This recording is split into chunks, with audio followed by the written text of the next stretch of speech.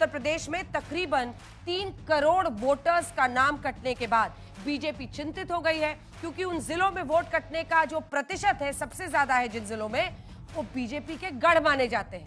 जैसे गाजियाबाद वो अपना गढ़ मानते हैं और ऐसी जगहों पर सबसे ज्यादा वोटर्स, खासतौर पर जो अर्बन वोटर्स हैं, उसमें बहुत कमी आई है। और इसीलिए मुख्यमंत्री योगी आदित्यनाथ ने कमर कस ली है। सूत्रों के मुताबिक उन्होंने प्रदेश भर में बीजेपी के सांसदों को, विधायकों को, जिला प्रतिनिधियों के साथ वर्चुअल बैठकें की है, वोटर जोड़ने के लिए निर्देश दिए हैं।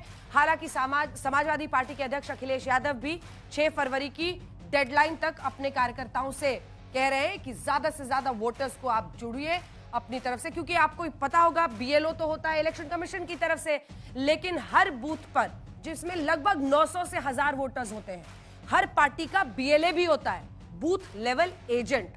उसका यह काम होता है कि अगर उस इलाके में वोटर्स हैं जो छूटे हुए लिस्ट में, तो उनको लिस्ट में शामिल किया जाए। लेकिन अब चर्चा तो ये छिड़ गई है कि ये एसआईआर से किसको फायदा, किसको नुकसान, और बीजेपी क्यों है चिंतित। इसी पर आज चर्चा करेंगे। कई खास मेहमान हमारे साथ जुड़ने वाले हैं।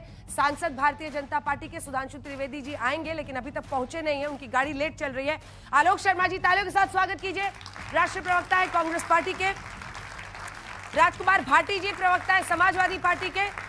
लेकिन इससे पहले कि हम सवालों की शुरुआत करें, ये रिपोर्ट।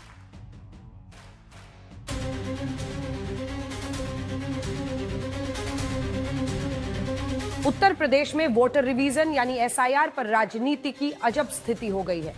एसआईआर के बाद यूपी में 6 जनवरी को आई मतदाताओं की ड्राफ्ट सूची न समाजवादी पार्टी को हजम हो रही है और न ही बीजेपी को।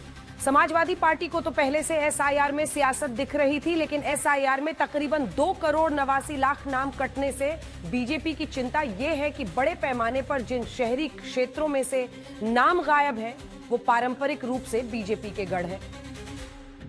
सूत्रों के मुताबिक मुख्यमंत्री योगी आदित्यनाथ, यूपी बीजेपी अध्यक्ष पंकज चौधरी और बीजेपी के सांसद, विधायक और जिलावार स्थानीय प्रतिनिधियों के बीच हुई वर्चुअल बैठक में कार्यकर्ताओं को बाकी सारे कामधाम को छोड़कर 6 फरवरी की समय सीमा तक छूटे हुए वोटरों के नाम जुड़वाने का निर्देश दिया गया है।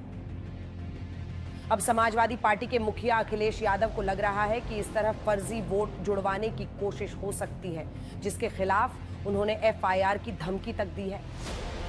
भारतीय जनता पार्टी किसी का भी नकली वोट बनाएंगे, अगर गलत वोट बनाएंगे तो हमारे समाजवादी लोग, पीडीए प्रहरी लोग उन पर एफआईआर दर्ज कराएंगे।